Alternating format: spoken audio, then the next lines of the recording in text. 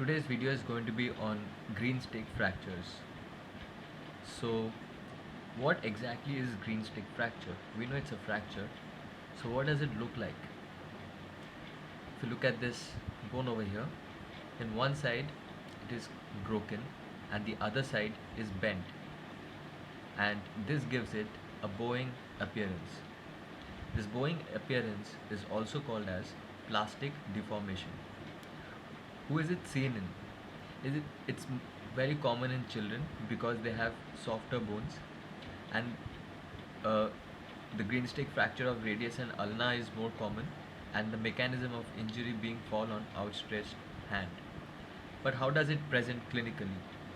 Typical symptoms of broken bone are absent because this fracture, green stick fracture, is a non-displaced kind of fracture. So typical symptoms of broken bone are absent.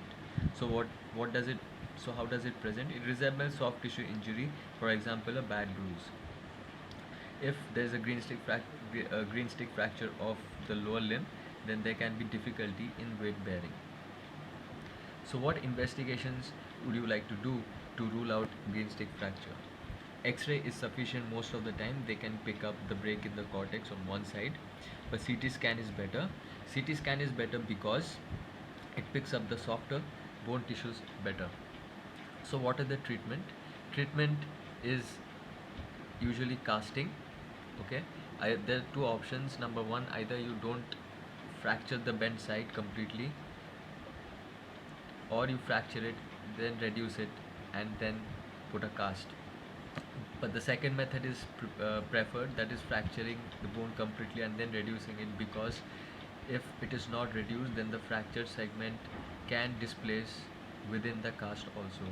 So it's important to break the unbroken side, reduce it, and then put a cast. After casting, what kind of follow-up would you like to do?